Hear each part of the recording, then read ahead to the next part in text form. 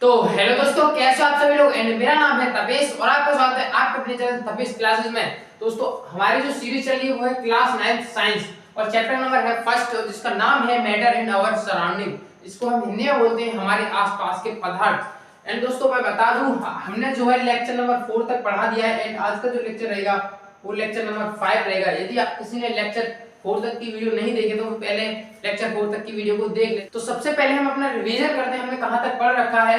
Revision करते हैं। सबसे पहले हमने पढ़ा था पदार्थ के बारे में। किसके बारे में पढ़ा था कि आखिर में पदार्थ होता क्या है। पदार्थ के बारे में हमने पढ़ा था कि पदार्थ जो होता है वो छोटे छोटे कणों से मिलकर बना होता है। उन कणों को हम मॉलिक्यूल कहते हैं। उन कणों को हम क्या कहते हैं? उन कणों को हम अणु कहते हैं। तो हमने ये बताया था। फिर हमने बताया था पदार्थ होता क्या है। ऐसी कोई भी वस्तु जिसमें कुछ ना कुछ या आयतन घेरती है और उसमें द्रव्यमान होता है, और इसके बारे में हमने डिस्कस कर लिया है। तो हमने बताया था ऐसी वस्तु जिसका द्रव्यमान होता है वह आयतन घेरती है, उसको हम पदार्थ कहते हैं। फिर हमने आयतन के बारे में बताया था, द्रव्यमान के बारे में भी बताया था, एंड दोस्तों हमने इंटरमोलिकुलर स्पेस के बारे में बताया था, कैसे फोर्स के बारे में हमने डिस्कस किया। तो हम सीधे अपनी सीरीज को अब स्टार्ट करते हैं लेक्चर नंबर 5 को। आज के जो लेक्चर रहेगा उस लेक्चर में हम बात करेंगे पदार्थ की अवस्थाओं की, यानी स्टेट ऑफ मैटर। हमने स्टेट ऑफ मैटर तो बता रहा दिए हैं, पिछले लेक्चर में हमने स्टेट ऑफ मैटर के बारे में बताया था। आज हम उनके बारे में अंदर तक घुसेंगे दोस्तों। उनकी कम से कम 10 डेफिनेशनों के बारे में सीखेंगे कि पदार्थ रियलिटी में होता क्या है, और उसके बारे में बहुत उनकी प्रॉपर्टीज के बारे में पढ़ेंगे। तो फिर हमने उसके बाद बताया था, हमने जो एक मॉलिक्यूल से दूसरे मॉलिक्यूल के बीच में जो स्पेस होता है उसे हम अंतराणु अवकाश कहते हैं।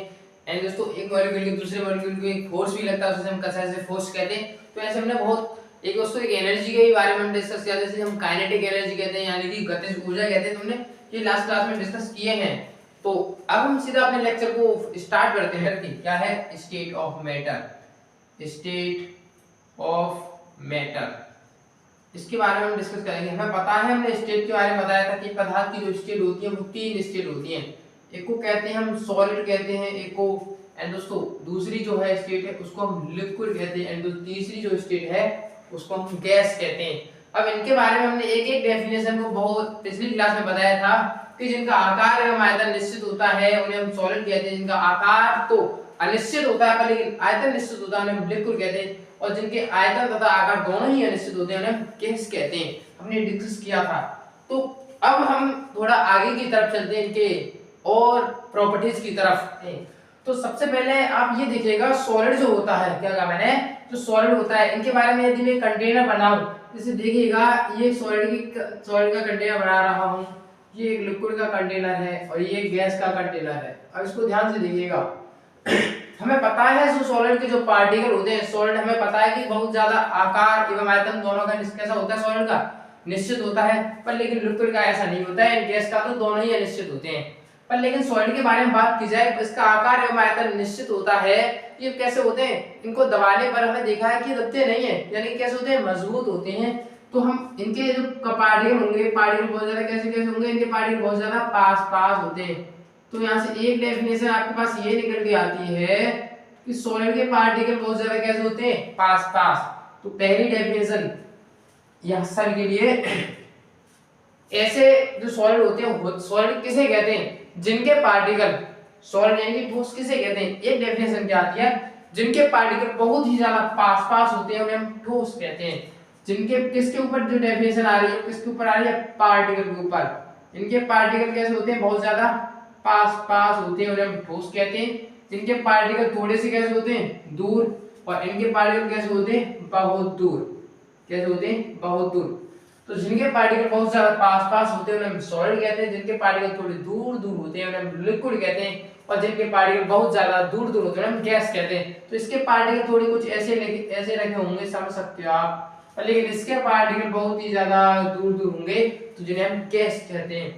तो यहाँ से एक डेफिनेशन तो निकल गई, लेकिन एक और डेफिनेशन को ध्यान से देखिएगा।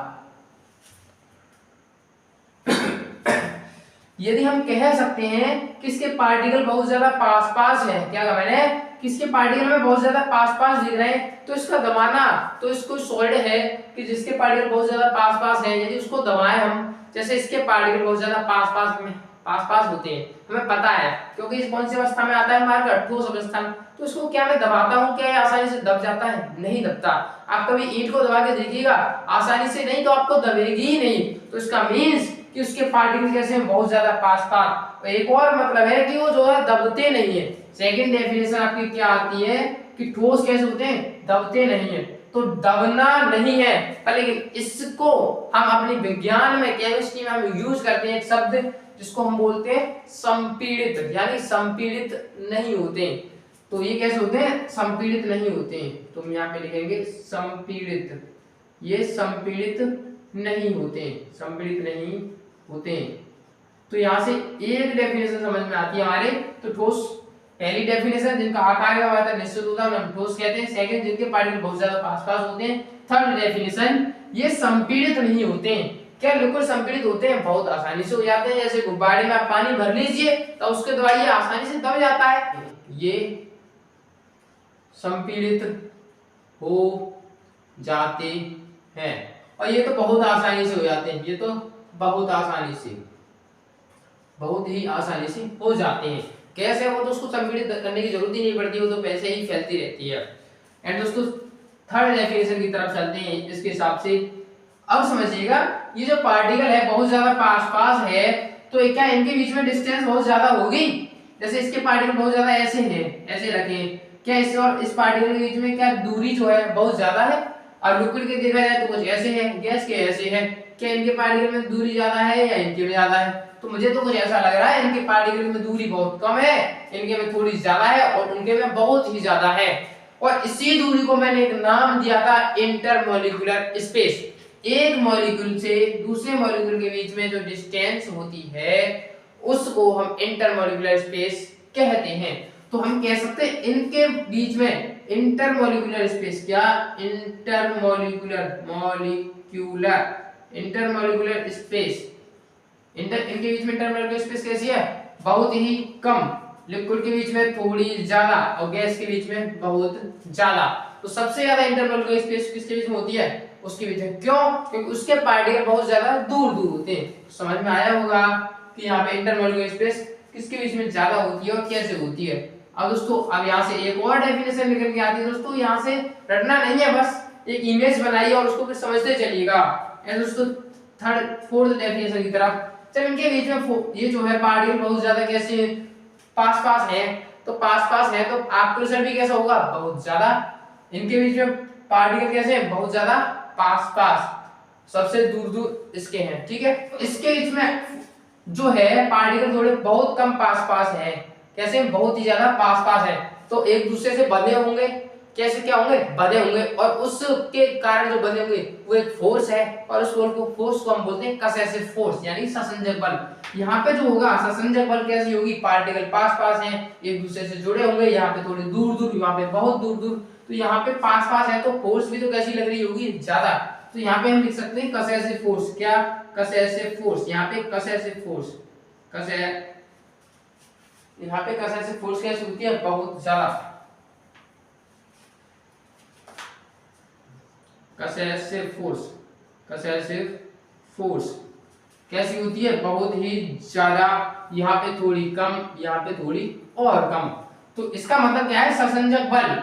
हिंदी में बोलते हैं ससंजक बल। यहाँ पे यानी कि फोर्स जो है पार्टिकल के बीच में बहुत ज्यादा लग रहा है, यहाँ पे थोड़ा कम लग रहा है, वहां पे बहुत ही कम लग रहा है। उसको अगली डेफिनेशन की तरफ चलिएगा, 5 नंबर की तरफ। क्या आप कह सकते हो कि इनके पार्टिकल बहुत ज्यादा पास पास है, यदि मैं इसको गर्म करूं, क्या करूं? गर्म करूं, तो इनके पार्टिकल को गर्म करूं और उसके गर्म करूं और उसको गर्म करूं, तो इनके पार्टिकल को थोड़ी हीट दूं तो बहुत आसानी से गर्म नहीं होगा, पर लिक्विड बहुत आसानी से हो जाएगा। क्यों हो जाएगा? क्योंकि इसके पार्टिकल बहुत ज्यादा पास पास है तो इसको हीट ज्यादा देनी पड़ेगी, और इसको हीट कम देनी पड़ेगी, उसको तो बहुत ही कम देनी पड़ेगी। तो इसका मतलब क्या ठोस हमने देखा है ठोस को बिना हीट दिए क्या ठोस जो है बहते नहीं? तो हम कह सकते हैं ठोस बहते नहीं है। ठोस क्या होते हैं? बहते नहीं है, बहते नहीं है। क्या पानी जो होता है लिक्विड फॉर्म नॉर्मल टेम्परेचर में बहता है? बिल्कुल बहता है। तो ये कैसे होते हैं? ये बहते हैं, ये बहते हैं और ये भी बहते हैं। अब अगली डेफिनेशन की तरफ चलिएगा 6 नंबर की तरफ। ये तो हम कंसेप्चुअल बातें हैं, इनको हम आसानी से समझ सकते हैं कि सॉलिड होता है ठोस बहुत ज्यादा मजबूत। क्या यदि ठोस को यहाँ पे रख दूं, क्या ये बह रहा है? नहीं। यदि पानी में यहाँ पे रख दूं तो पानी बहता। ठीक है, तो यही डेफिनेशन थी। एंड दोस्तों अगली डेफिनेशन, यहाँ पे इस पर काइनेटिक एनर्जी का क्या इफेक्ट पड़ेगा, मैंने आपको काइनेटिक एनर्जी बताई थी। यदि इसको गर्म करें तो इसके मॉलिक्यूल एक दूसरे से काइनेटिक यानी गतिज ऊर्जा, गति यहाँ पे कैसी होगी? बहुत ही कम, क्योंकि पार्टिकल बहुत ज्यादा पास पास है तो मूव कर ही नहीं पाएगा। यदि मान लीजिए एक रूम में 50 लोगों को, छोटे से रूम में 50 लोगों को खड़ा कर दिया जाए, क्या वो बहुत ज्यादा भाग पाएंगे, मोशन कर पाएंगे? नहीं कर पाएंगे। यदि उसी रूम में 2 व्यक्तियों को खड़ा कर दिया जाए, तब उनसे कहा जाए गति कीजिए, मोशन कीजिए, तो बहुत आसानी से बहुत तेज तेज भागेंगे। तो इसका मतलब यहाँ पे बहुत ज्यादा लोग हैं, यहाँ पे कम है, वहां पे बहुत कम है। तो यहाँ पे जो काइनेटिक एनर्जी यानी गति होगी किसी मॉलिक्यूल की गति, तो वो कैसी होगी? बहुत कम। यहाँ पे काइनेटिक एनर्जी हम लिख सकते हैं काइनेटिक ENERGY। यहाँ पे काइनेटिक एनर्जी कैसी होती है? बहुत कम। कैसी होती है? बहुत कम। यहाँ पे थोड़ी ज्यादा और यहाँ पे बहुत ज्यादा, बहुत ज्यादा। यदि हम यहाँ पे थोड़ा हीट करेंगे तो काइनेटिक एनर्जी कम होगी, यहाँ पे जल्दी हो जाएगी, यहाँ पे बहुत ज्यादा होगी काइनेटिक एनर्जी। अब दोस्तों अगली डेफिनेशन की तरफ चलिएगा। यहाँ पे है दोस्तों हमें बहुत डेफिनेशन बनानी है ऐसे, और कम नहीं बनानी है, बहुत डेफिनेशन बनानी है। तो दोस्तों 7 नंबर पॉइंट को समझने से पहले हमें एक टर्म होता है डेंसिटी, उसको समझते हैं। डेंसिटी होती क्या है समझिएगा। यहाँ पे एक वर्ड है आपके पास डेंसिटी। क्या है? डेंसिटी, जिसको हम हिंदी में बोलते हैं घनत्व। ये आखिर में घनत्व होता क्या है? घनत्व होता क्या है? ये जो वर्ड है ये बहुत ज्यादा परेशान करता है कि आप घनत्व को समझ नहीं पाते कि रियलिटी में घनत्व होता क्या है। तो घनत्व को समझिएगा कि घनत्व कुछ ज्यादा बहुत बड़ी चीज नहीं है। यदि मैंने आपको आयतन के बारे में बता दिया और आकार के बारे में बता दिया है, द्रव्यमान के बारे में बता दिया है, तो घनत्व होता क्या है? यदि हम एकांक आयतन लें, क्या कह रहे? क्या लें? एकांक आयतन लें। मान लीजिए कोई वस्तु है, उसका कुछ ना कुछ द्रव्यमान है। क्या है? कुछ ना कुछ द्रव्यमान है। तो ऐसी कोई वस्तु जिसका एकांक आयतन, क्या लें? एकांक। यहाँ पे एकांक लेना है। क्या लेना है? एकांक। और क्या लेना है? आयतन। आयतन यानी कि एकांक क्या है? आयतन। और एकांक आयतन का क्या? द्रव्यमान। एकांक आयतन के द्रव्यमान को ही हम क्या कहते हैं? घनत्व कहते हैं। क्या कहते हैं? डेंसिटी। तो घनत्व होता क्या है? एकांक आयतन का द्रव्यमान ही घनत्व कहलाता है। यदि आयतन एकांक का मतलब क्या हो गया? यहाँ पे द्रव्यमान जो भी क्यों रहेगा। यदि यहाँ पे 1 लिख देंगे, जब 1 का भाग करेंगे द्रव्यमान में, तो आंसर यहाँ पे क्या आएगा? यहाँ पे आंसर ये आएगा हमारे पास द्रव्यमान, यानी कि डेंसिटी। यानी कि डेंसिटी बराबर हो गई किसके? द्रव्यमान की। पर लेकिन कुछ कंडीशन पर, कि जब हमने आयतन को कर दिया है एकांक, एकांक यानी कि आयतन को कर दिया है हमने फिक्स। फिक्स का मतलब 1 भी हो सकता है, 2 भी हो सकता है। तो मतलब क्या है? एकांक आयतन का द्रव्यमान घनत्व कहलाता है। क्या कहा मैंने?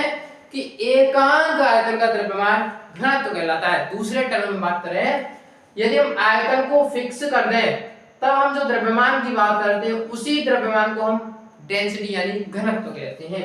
समझ में आया होगा? अब समझिएगा, ये जो है एक दूसरे के व्युत्क्रमानुपाती है, यानी कि इनवर्स प्रोपोर्शनल है। ये ऊपर है, ये नीचे है। इसका मतलब क्या है? यदि घनत्व ज्यादा होगा तो उसका आयतन कैसा होगा? कम होगा। यदि घनत्व कम है तो उसका आयतन ज्यादा होगा। तो यहाँ से हम ये भी तो कह सकते हैं कि ठोस लें हम, मान लीजिए एक हाथ में मेरे में ठोस है और उसी हाथ में दूसरे में पानी है। मान लीजिए इतने साइज की मेरे पास ईंट है और इतने साइज का पानी है, तो किसमें वजन ज्यादा होगा? इसमें वजन कैसा होगा? ज्यादा। कैसा होगा? वजन ज्यादा, यानी कि उसका। अब मुझे एक और बात बताइएगा, मान लीजिए मैंने ये कोई कंटेनर है और दूसरा भी कंटेनर है। मैंने इतना ही यहाँ पे लोहा ले रखा है, इतना ही यहाँ पे पानी ले रखा है। दोनों का आयतन कैसा है? बराबर है। अब मान लीजिए मैं यहाँ पे लोहा लूं केवल इतने बीच का और आयतन भी उसका ज्यादा, तो अब मैं कह दूं कि दोनों का वजन कैसा है? बराबर है। मान लीजिए यहाँ पे लोहा है हमारे पास 1 किलोग्राम और मान लीजिए यहाँ पे मैंने पानी लिया है 1 किलोग्राम। पर लेकिन पानी जो लिया है वो उसकी कोई जो कंटेनर लिया उसके पूरी सरफेस पे फैल जाएगा, यानी उसका आकार पूरा बहुत ज्यादा है, आयतन भी बहुत ज्यादा है। पर लेकिन ऐसा लोहे की यहाँ पे जो लोहा लिया है उसका उसके साथ तो ऐसा नहीं हुआ, यानी कि आयतन उसने कम घेरा है। तो यानी कि किसी का आयतन यहाँ पे कैसा है, कम है, तो उसकी घनत्व तो कैसा होगा, ज्यादा। कैसा होगा, ज्यादा। और हमें पता है ठोस जो होते हैं यहाँ पे जो कम जगह में हुआ होगा वो ठोस ही रहा होगा, क्योंकि पानी तो रह नहीं सकता, पानी तो फैल जाएगा। तो हम ये कह सकते हैं कि ठोसों का आयतन कैसा होता है, कम। यदि आयतन कम है तो उनका घनत्व तो कैसा होगा, ज्यादा होगा। तो यहाँ से सेकंड यानी 7 नंबर की डेफिनेशन आती है, इनका आयतन कैसा होता है, ये आयतन कैसा गिरते हैं, ये आयतन कैसा होता है, इनका आयतन होता है कम, लेकिन इनका आयतन थोड़ा ज्यादा, और इनका आयतन बहुत ज्यादा। अब 8 नंबर की डेफिनेशन निकल के आती है, यदि इनका आयतन कम है तो इनका घनत्व, इनकी डेफिनेशन निकल के आती है घनत्व यानी कि डेंसिटी। क्या आती है, डेंसिटी इनकी कैसी होती है, यदि आयतन कम है तो उसका घनत्व, यदि ये कम तो ये ज्यादा, यदि ये ज्यादा, यदि ये कम तो ये ज्यादा, ये ज्यादा तो ये कम, यदि ये कम तो ये ज्यादा। मैं नीचे वाली बात कर रहा हूं, ये ज्यादा होगा तो ऊपर वाला तो उसके समान होता है। तो इसकी डेंसिटी कैसी होगी, बहुत ज्यादा, इसकी थोड़ी सी, इसकी कम, और इसकी बहुत कम।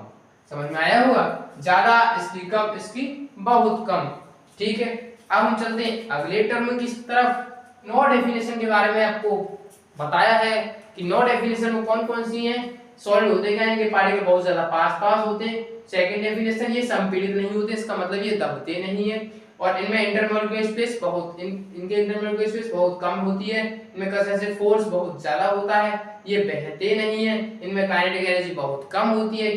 तो इनमें काइनेटिक एनर्जी बहुत कम होती है, तो क्या ऐसा है कि ये मोशन तो कर रहे होंगे, पर लेकिन किस तरीके का मोशन करते हैं, ये जो गति करते हैं, ये ऐसा नहीं है बहुत पूरी तरीके से घूमते हैं, क्योंकि इतना तो इनके पास स्पेस नहीं है।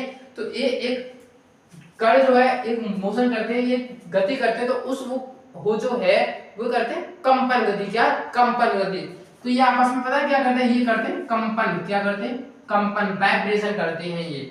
अगली डेफिनेशन, और ये भी ये कंपन नहीं करते, ये तो कैसे भी घूम सकते हैं, ये भी कैसे भी घूम सकते हैं।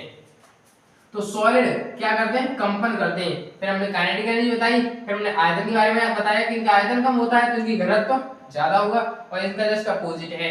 और इनका कम, ये जो है ठोस आपस के बीच में जो कण होते हैं आपस में क्या करते हैं, कंपन करते हैं। एंड 10 नंबर की मैं डेफिनेशन आपको बताई कि इनका आकार एवं आयतन निश्चित होता है। इनका आकार अनिश्चित होता है, पर लेकिन आयतन निश्चित होता है। पर लेकिन गैस का ना तो आकार निश्चित होता है, ना ही आयतन निश्चित होता है। मैंने आपको इतनी डेफिनेशनों के बारे में बताया। दोस्तों मैं आशा करता हूँ आपकी सभी डेफिनेशन समझ में आई होंगी। ये दोस्तों नहीं समझ में आई है तो दोस्तों वीडियो में कमेंट कीजिएगा, हमारे ये वाली डेफिनेशन नहीं समझ आई तो मैं आपको आपके लिए अगली वीडियो में उसको और ज्यादा अच्छी तरीके से समझाने की कोशिश करूंगा। दोस्तों वीडियो अच्छी लगी तो वीडियो को लाइक करें, चैनल पे पहली बार आए तो चैनल को सब्सक्राइब कर दें। धन्यवाद दोस्तों।